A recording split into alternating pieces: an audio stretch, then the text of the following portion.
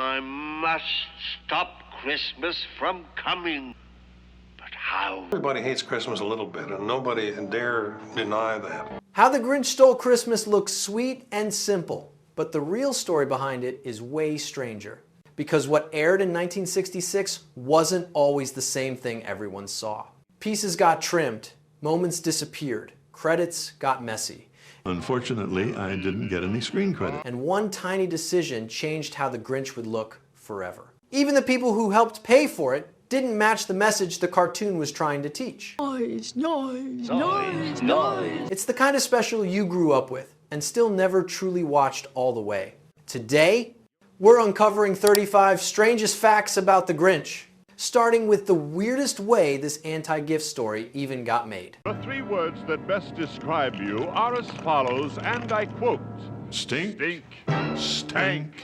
Fact 1. A bank accidentally funded an anti-consumer Christmas Comes tomorrow. Dream you, dream me. CBS couldn't find a sponsor for How the Grinch Stole Christmas. Toy makers turned it down, candy companies said no, and big brands didn't think a hand-drawn holiday special would matter. The only group willing to pay the bill was a banking foundation. A Christmas Story warning that gifts don't matter was funded by the people who deal with money every single day. Think about American living rooms in 1966. Dads in plaid slippers, new aluminum trees shining, TV dials clicking 1, 2, 3 until the Grinch appeared, paid for by bankers teaching everyone that Christmas comes from the heart. It's strange, almost backwards, like a joke the world didn't catch. And if that sounds odd, the next twist was strong enough to make television stations cut part of the cartoon completely. Fact 2. The creepy smile. Some stations refused to air. I remember the first time I saw it, when he gave that evil smile, and then, and it just kept going. There's a moment in the special where the Grinch smiles. Not a normal smile, but a slow, stretching grin that crawls across his face like wet paint. Some broadcasters thought it looked too scary for children and quietly removed the entire shot. That means two families could watch the same special in 1966 and see two different versions depending on their local station. Picture living rooms at the time, black and white sets humming softly, bowls of popcorn on the floor, and parents turning the rotary knob without knowing a tiny piece of animation was missing. Today, fans search old tapes hoping to find that original grin uncut, a moment once seen then vanished. And if a smile was controversial, wait until you hear what happened to one full verse of the movie's most famous song. Fact 3. A whole verse of You're a Rotter vanished for commercial time. State banks and trust companies presents Dr. Seuss' How the Grinch Stole Christmas. We all remember the Grinch song. Deep voice, jazzy horns, funny insults that stick in your head for decades. But many viewers never heard the full thing. To make room for more commercials, several networks removed the entire You're a Rotter verse. No announcement, no warning, just gone. Some adults insist they heard it growing up, others swear they never did. It depended on where you lived, what channel you received, and how early your family switched to color TV. Houses with aluminum tinsel shimmered beside the screen as kids laughed through lyrics that might not have been complete.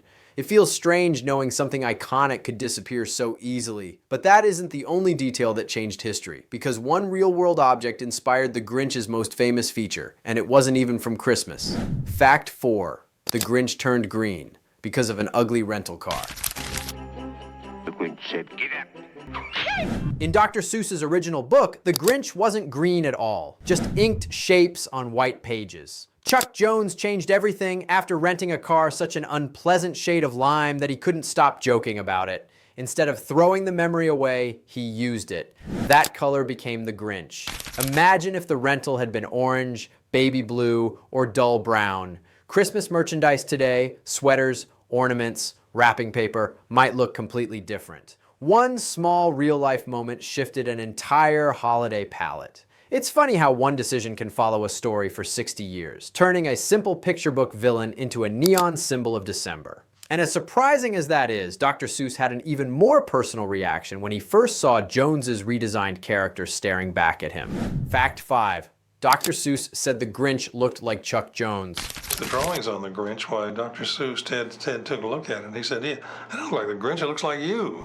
When Chuck Jones showed Dr. Seuss the new Grinch artwork, Seuss didn't compliment the animation or mention the colors first. He looked, paused, and said something unforgettable. "He looks like you." The eyebrows, the smirk, those sly cheek lines. Seuss thought the Grinch resembled Jones more than a creature from Whoville. Picture them in the studio. Coffee mugs half full, paper stacked everywhere, pencils tapping as two creative minds laugh over a character who accidentally mirrored the man drawing him. It's oddly charming, almost like the Grinch escaped the page and borrowed the director's face. Friends tease each other like that, especially when a character feels familiar. But design wasn't the only bold decision. Even the music had something unusual behind it, including lyrics fans once mistook for sacred Latin. Fact 6. People thought Fahu Faraze was real Latin. Welcome Christmas, Whoville. A lot of viewers, especially back in the 60s, believed the Whos were singing a real ancient hymn during Welcome Christmas. The words Fahu Farazi, Dahu Dorazi sounded like Latin to some ears, soft and church-like. Parents even wrote letters asking networks for the English translation. The truth is funnier. Dr. Seuss made up every syllable. No dictionary, no old language, just sounds that felt warm and festive. Choirs recorded them like sacred text. Voices rising like real carols while nobody realized they were singing nonsense with absolute seriousness. Picture sitting on carpet near the TV glow, hearing that hymn and never thinking twice. It's a perfect example of magic built from nothing more than sound, and the creativity didn't stop there. Even the dog in the special came from real inspiration. Fact 7. Max the dog was inspired by Chuck Jones's childhood pet. But for 53 years I put up with it now.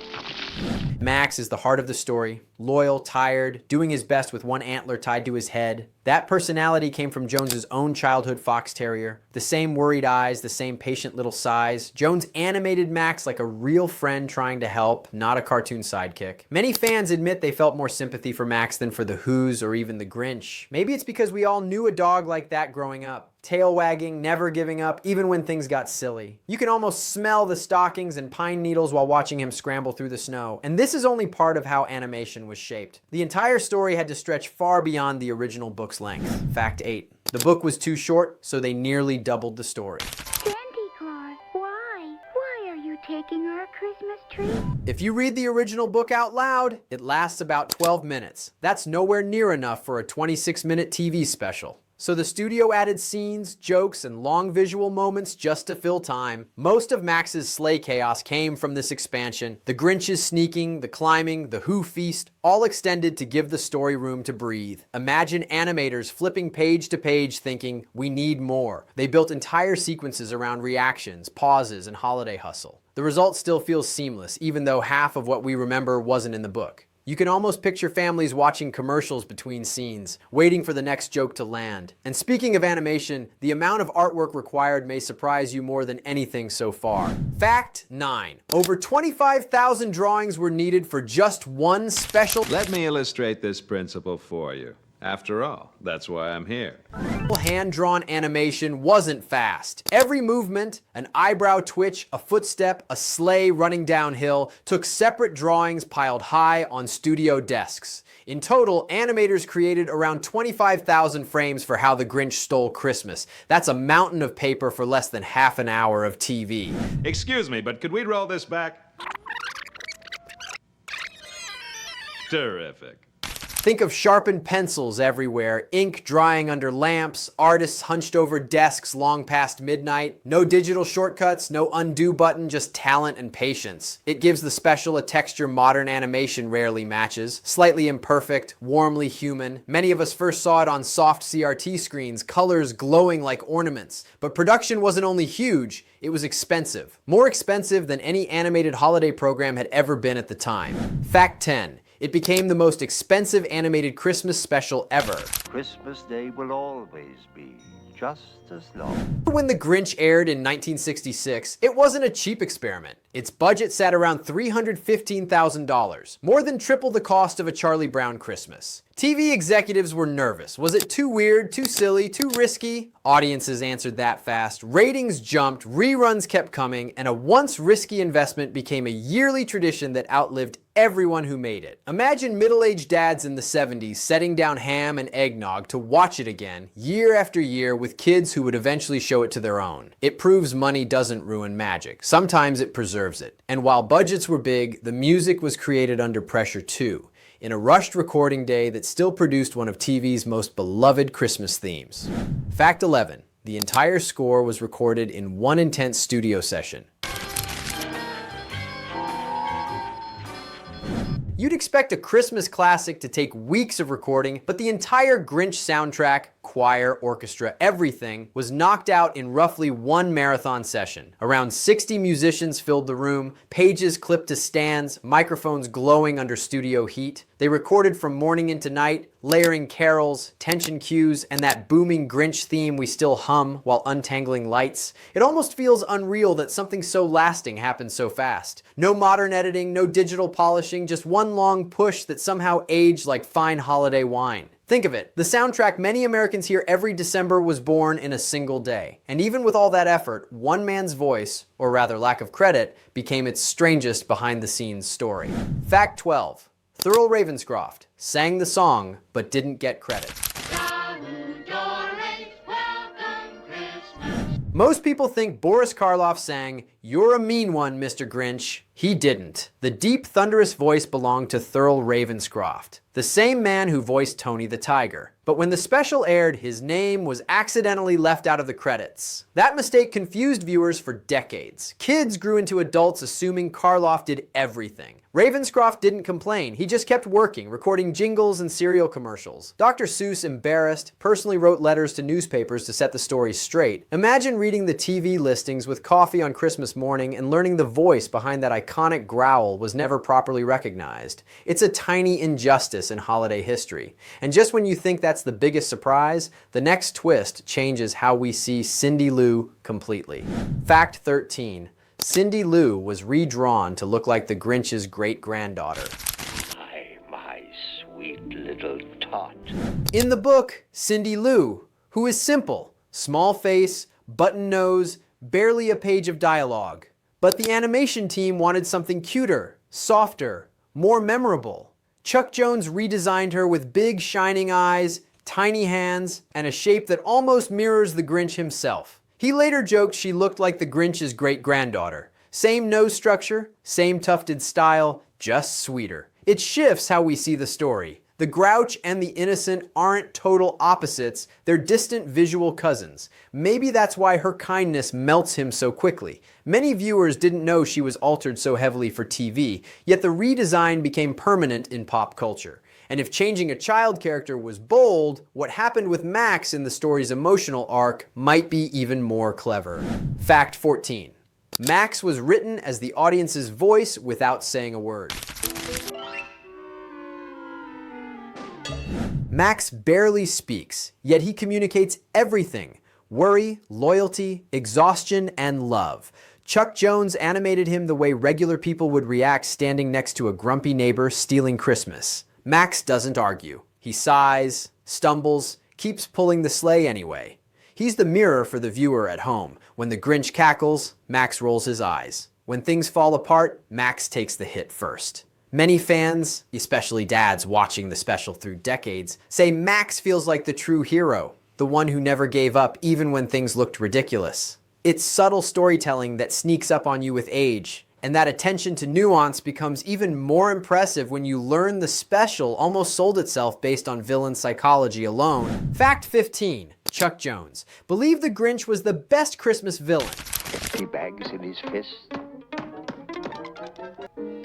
Since Scrooge before production began, Jones read Seuss's book and stopped at the thought, this could be the next Scrooge. Not just a simple thief, but a holiday character built on loneliness, stubbornness, and slow burn change. That comparison shaped everything.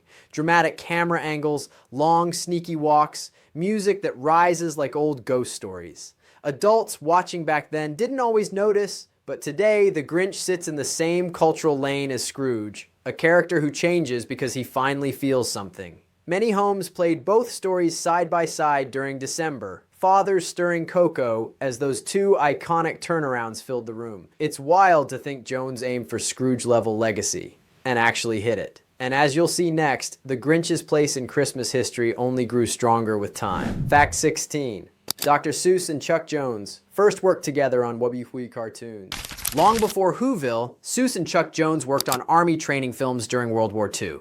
Yes, the men who brought us A Christmas Redemption Story first teamed up making military cartoons full of jokes, warnings, and sometimes surprisingly grown-up humor. Their biggest project was the Private Snafu series, shown to soldiers, not children. It's strange to imagine the Grinch's creators in uniform crafting wartime animation instead of holiday cheer, but that early collaboration built trust, and without it, Seuss likely never would have agreed to the Grinch TV special at all. One war project became the seed of a Christmas tradition. It's a wild crossover if you picture it, propaganda films leading to stockings and snowflakes. Their history only gets more interesting when you learn how hesitant Seuss was about Hollywood.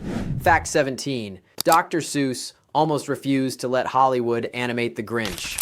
You're as cuddly as a cactus. You're as charming. Seuss didn't love Hollywood. Earlier adaptations, especially the 5,000 Fingers of Dr. T, left him frustrated. By the 60s, he didn't want studios touching his characters. Chuck Jones was the exception. The wartime friendship between them melted that mistrust, and Seuss agreed, cautiously, to a TV adaptation instead of a big movie. He stayed involved, approved designs, shaped lyrics, even adjusted storyboard humor. The Grinch could have died on paper if Seuss held that door closed. But one handshake changed everything and gave America a new holiday ritual. Millions now watch a cartoon the author almost kept private. And speaking of supervision, the voice actors weren't the only stars. What happened with Boris Karloff's casting is a story worth pausing over, because Seuss didn't love that idea either. Fact 18.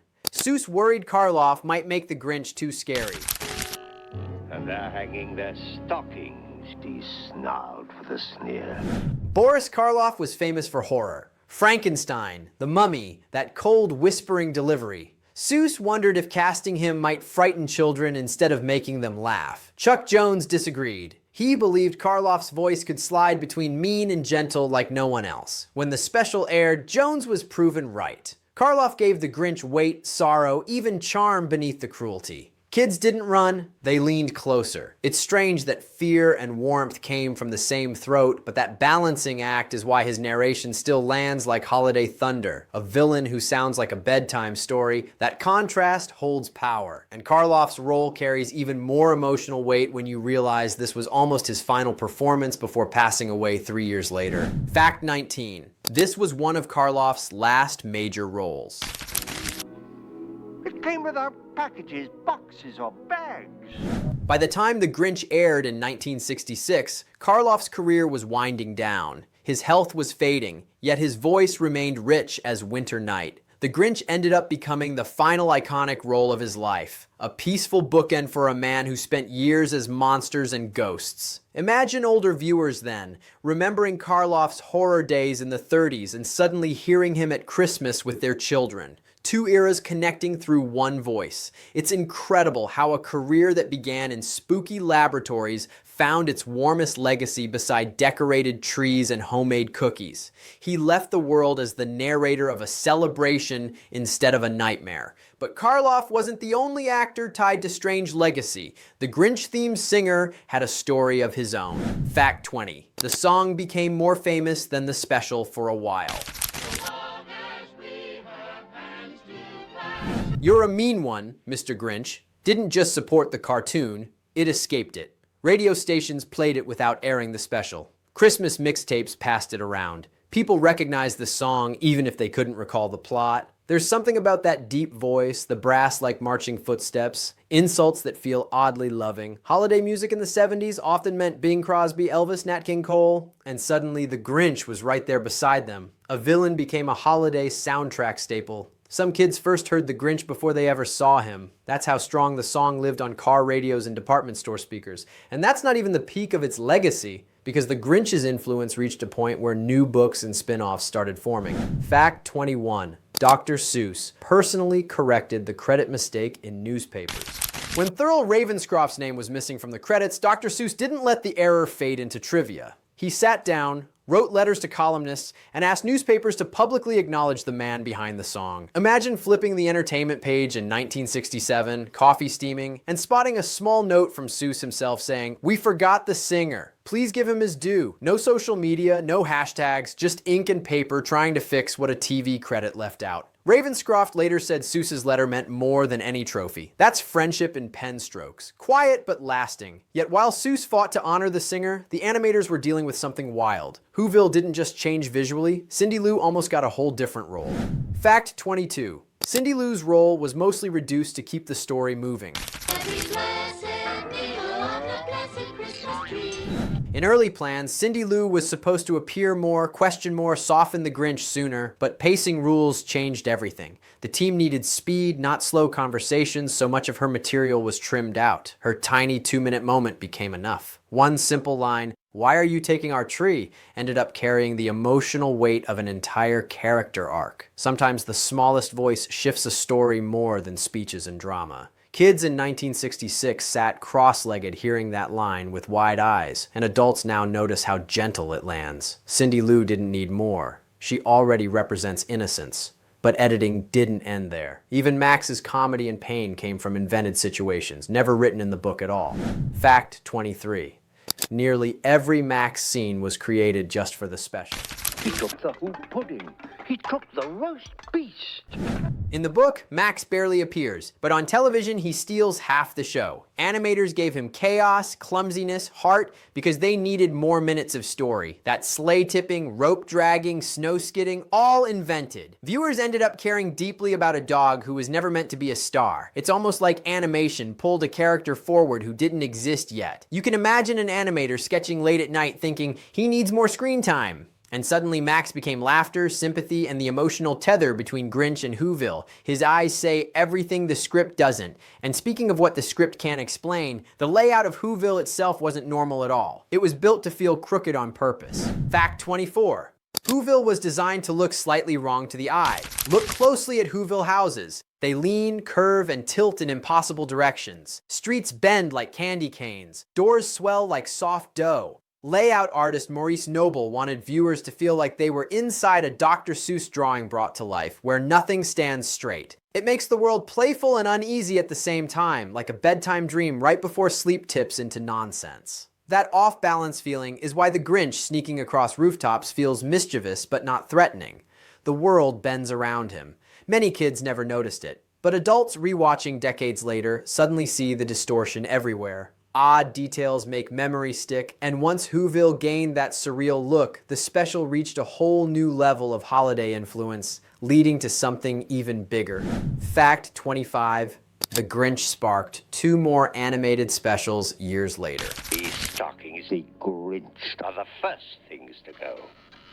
Success didn't stop with one cartoon. 11 years later, the sequel, Halloween is Grinch Night, aired, showing a younger, meaner Grinch terrorizing Whoville before he ever felt holiday warmth. Then, in 1982, came The Grinch Grinches the Cat in the Hat, a strange crossover nobody expected. Seuss characters colliding like comic book universes long before Marvel movies made it normal. It proved viewers weren't done with green fur and grudges. Even fans who didn't watch the sequels felt their impact as VHS shelves filled through the 80s. One Christmas special grew into a trilogy, albums, toys, storybooks, Broadway adaptations, and countless references, and that expansion sets up something wonderful next. How one short cartoon grew into a permanent December ritual across American living rooms.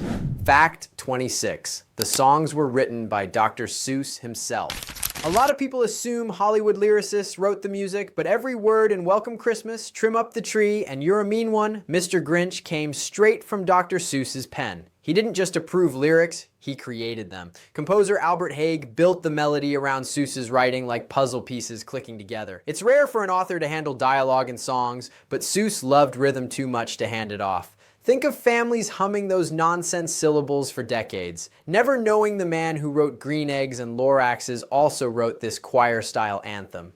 And that creative range becomes even more impressive when you realize the special wasn't just well received, and it climbed into American holiday tradition faster than anyone expected. Fact 27. The Grinch shot into the TV ratings top 10 immediately. When it premiered in December 1966, How the Grinch Stole Christmas hit 6th place in national television rankings, above dramas, comedies, and even variety shows that usually ruled the holiday season. The next year it climbed even higher, settling into its place as required December viewing. Picture neighborhoods then, lights tangled around porches, snow boots by the door, one television glowing like a little fireplace while the Grinch stole gifts in every living room on the block. Families talked about it at school drop-offs and office coffee breaks the next day, the same way people now discuss streaming hits. A TV cartoon became the event of the week, and that popularity didn't fade, it only grew, eventually rivaling classics like Rudolph and Charlie Brown for yearly airtime. Fact 28. Color television helped the Grinch become a household name. Rode into Whoville, he brought back their toys. In the mid-60s, America was switching from black and white to color sets, and the Grinch slid right into that moment like a neon parade float. The bright green fur, glowing ornaments, candy red costumes, everything popped in a way Rudolph and Frosty couldn't match until later. Stores sold TVs by showing off holiday broadcasts, and the Grinch often played during demos to prove how powerful color could look. Kids sat cross-legged watching Whoville shine like candy ribbon, while parents finally understood why color mattered. It's strange but true. Technology boosted storytelling. Without that green blast on early screens, the special might not have stuck so deeply in memory. And the long-term effect was massive. Christmas programming would never look the same again. Fact 29. The special once outranked major holiday films. By the 70s, reruns of The Grinch were beating full-length Christmas movies in TV ratings, even though it was only 26 minutes long. Viewers chose that short burst of story over bigger productions with famous actors. It's almost like the simplicity made it timeless. No long plot, no extra subplots, just a mountain, a villain, a dog, and a town that forgives. Families watched it before dinner after wrapping gifts during commercial breaks in football. You could turn it on and finish it before dessert cooled. Short became powerful. And while films faded or changed networks, The Grinch stayed steady like a wreath on the same door every December. Its lasting strength leads perfectly to the next truth, how it became one of America's most replayed Christmas broadcasts ever. Fact 30. It became an annual broadcast tradition for generations. Some specials come and go, but The Grinch never left. CBS aired it yearly, sometimes more than once in a week, until rerun culture turned it into a ritual. Kids knew what night it was on. Parents planned snacks around it. You could almost hear living rooms across the country syncing like Christmas bells, remote clicks, laughter, and the same line spoken decade after decade. People born in the 60s grew up, had kids of their own, and showed them the same cartoon without realizing time was stacking like wrapping paper. Few programs survived that long unchanged. The Grinch became one of them. And once something repeats long enough, it stops being a show and becomes tradition. The kind we pass forward like recipes, ornaments, and stories at the table. Fact 31. The original airings included old school sponsor messages. Early broadcasts of The Grinch didn't look like the versions we see today. In the late 60s, the special played with sponsor bumpers, short messages thanking banks, then later Nabisco and Reynolds medals for presenting the program. They weren't flashy ads, just simple title cards and friendly narration, usually before each commercial break. Most modern airings remove those bumpers completely, so younger viewers never knew they existed. It's strange to imagine a Christmas cartoon quietly pausing so someone could say, "This broadcast is brought to you by banking institutions across America." It feels like a time capsule. Jingles, warm static, children in pajamas on carpet. A whole slice of broadcasting disappeared as television changed. And it's even more surreal when you realize early critics weren't sure the special would last. Fact 32. Critics didn't all love it at first. It could be his head wasn't screwed on just right. It's easy to assume everyone adored The Grinch from day one, but reviews were mixed in 1966. Some praised its charm and color, while others felt it was odd, too simple, or lacking sparkle. Newspapers printed reactions that today feel almost unbelievable. One critic even called it pleasant but forgettable. Decades later, that take seems completely upside down. What some judged as too small became one of the most recognizable Christmas stories in America. Nostalgia has a way of flipping the scorecard. The same critics who shrugged at it never predicted reruns, home video, or grandparents passing it down like heirlooms. The Grinch didn't need perfect reviews, it needed time. And time transformed it into something much larger than anyone expected. Fact 33. Home video and television reruns cemented its legacy. When VHS and later DVD arrived, families could watch The Grinch without waiting for broadcast night. Kids rewound favorite scenes, paused on Max, sliding downhill, even memorized song lyrics that once aired only once a year. Suddenly, the special wasn't a one-night TV event. It became something you could play on demand, show to cousins, or run during gift wrapping. Reruns kept the tradition alive through the 70s, 80s, and 90s, but home video stitched it into the home itself. A cartoon turned into a December ritual the way stockings turn into tradition. The ability to own it changed everything. No schedule, no blackout, no missed broadcast. And that growing presence led to something even bigger. The Grinch started jumping into new media altogether.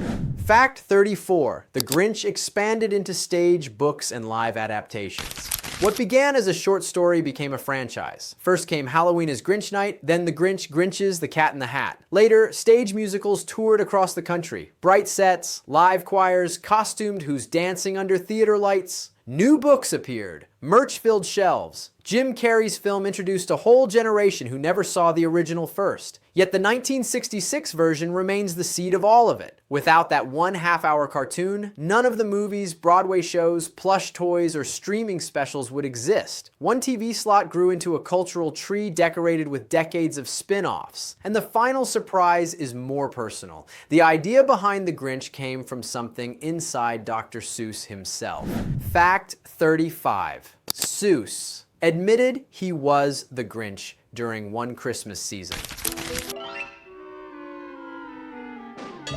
Years after writing the book, Dr. Seuss confessed he recognized the Grinch in his own mirror. One Christmas, he felt bitter, tired, annoyed by noise and gifts and holiday rush. Then he laughed because he realized he had become his character. That moment softened him. The Grinch wasn't just a villain anymore. He was an emotion people fall into when life feels heavy. Seuss wrote the story as a way out of that mood, a reminder that joy returns when we let it. Knowing this changes the way adults watch the cartoon. We see ourselves in that mountain, that sleigh, that quiet moment when the heart grows bigger than cynicism. Not bad for a story that began with one grumpy December morning.